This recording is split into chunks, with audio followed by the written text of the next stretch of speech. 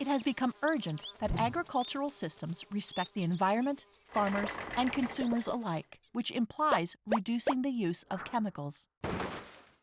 In the wild, plants are quite resistant thanks to their own immune system that fights pathogens.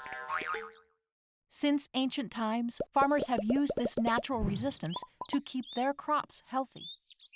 How does it work? How do plants resist pathogens? Well, while plants carry genes that encode receptors that are part of their alarm system, pathogens carry genes that encode proteins that help them to infect plants. And when a pathogen attacks a plant, the recognition of a single of these proteins by a receptor is enough to activate plant defense reactions and prevent the infection. The plant is thus resistant and remains healthy. So why are there still so many diseases?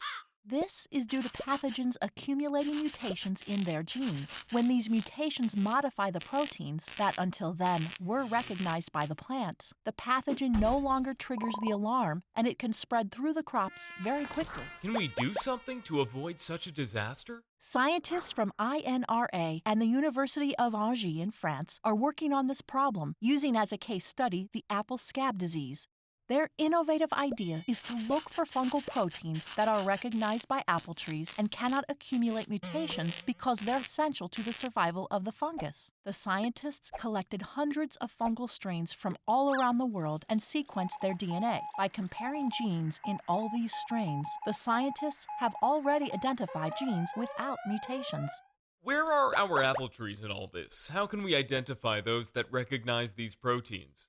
The scientists have a large collection of wild and cultivated apple trees. They can infiltrate each protein in the leaves of all the trees. If one of these proteins activates defense reactions in a given tree, it means it has been recognized, and the scientists will have successfully identified an apple tree with a durable resistance.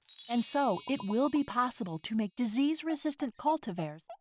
That's great! Is it possible to transfer this method to other crops and diseases? The scientists think it is indeed possible to apply their strategy to many other crops, and they hope the results will pave the way for the development of sustainable agriculture.